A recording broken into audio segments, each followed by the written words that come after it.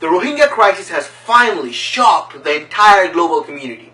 But just as many other hot topics in the media, it has also been popularized for the wrong reasons. Even though the United Nations has called the Rohingya the most persecuted minority in the world and has called the attacks against them a textbook example of ethnic cleansing, the global media insist upon a very different aspect of this crisis, the Muslimness of the Rohingya.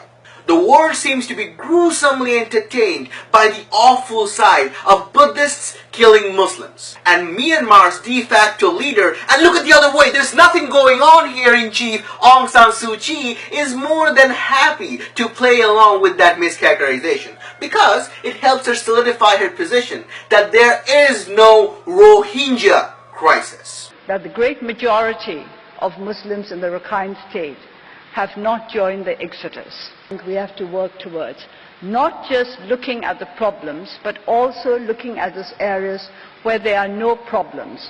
Yes, that's true. Specifically because you have not killed them, raped them, or burned down their houses. You see, contrary to what the global media would have you believe, all Burmese Muslims are not Rohingya, and all Burmese Rohingya are not Muslims. The minority Hindu Rohingyas have been persecuted just as much as the Muslim Rohingya, and their account of the persecution is no less harrowing.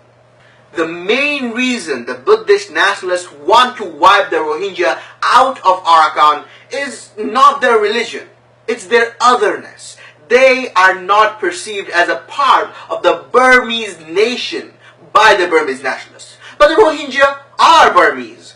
A widely cited study from 1799 suggests that the Rohingya have lived in the Arakan as early as 17th century. But for some weird reason, the post-1962 military junta was not very interested in critically examining old history texts. But they went on to sponsor a certain brand of radical Buddhist nationalism that portrayed the Rohingya as illegal immigrants from Bangladesh. Finally, the Rohingya were institutionally subjugated in the 1982 citizenship law, where they were identified as foreign nationals because they can provide enough evidence of their Burmese ancestry, whereas no such evidence was asked of people who looked Burmese. Since then, the Rohingya have been subjected to institutional discrimination, persecution, and ethnic cleansing. They have been pouring over the border of Bangladesh for the past 6 decades, long before the Western media figured out that Buddhists killing Muslims sounds kind of funny. That's why Suu Kyi's claims about the rights of the Muslim Burmese say nothing about the Rohingya.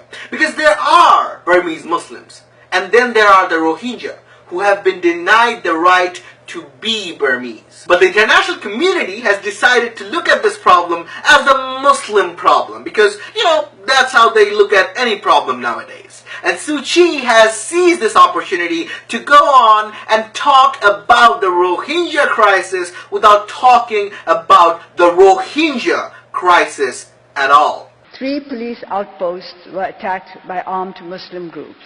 And these clashes resulted in loss of lives, injuries, burning of villages, and the displacement of peoples in the affected areas.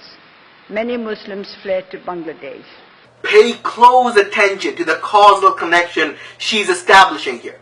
See, Muslims attack military outposts, and as a result, miraculously for some reasons, other Muslims start to flee the area and go to a foreign land as refugees. There is no involvement of the Myanmarese military in the whole conflict at all. How amazing. See, not only is she overlooking the Burmese military's blatant human rights abuses, she is actually blaming the Rohingya people for the crisis. She only uses the word Rohingya when talking about the militant group ARSA. And according to her narrative, being a Rohingya automatically makes a person guilty of supporting the militant group according to Burmese law. Well, law ain't justice. And therein lies the problem of Suu Kyi's rhetoric. She is portraying the ethnic cleansing of the Rohingya people as a regional religious tension. And that is easily conceivable to the people she's actually talking to, the people who really matter to her, the people who gave her the Nobel Peace Prize, pandering to whom has been the cornerstone of her career as a politician. So with her benevolent, pro-development, Western people watching, Suu Kyi goes on to rap about the development programs she has undertaken for the Muslim people and the good of Myanmar. But the truth of the matter is that Rohingya don't have access to any of these programs at all. Access to the right to live is their everyday challenge. Education or healthcare is a far cry. They have nothing. And if the Burmese government has its way, they are nothing. So Suu Kyi can go on flaunting about her institutional approach to solving this problem, like a verification process for a path to citizenship, or working with Bangladesh to make the borders more secure, or implementing some of Kofi Annan Commission's recommendations. Sound really good, don't they? But in reality, the path to citizenship leads to the exclusion of Rohingya people from citizenship under the age-old excuse of not having enough evidence of their Burmese ancestry. Working with Bangladesh simply means not letting the Rohingya people cross the border to safety and stop being an international pain in the neck.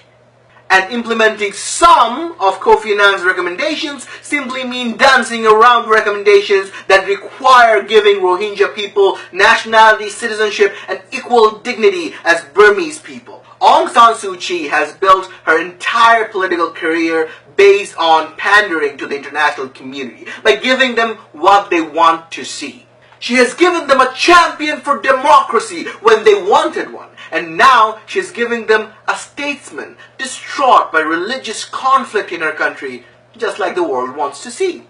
And by doing so, by asking for some more time and portraying her country as a young democracy, all she's really telling the international community is to shut the hell up about this already, while she and her government goes on to facilitate the strategic cleansing of the Rohingya identity.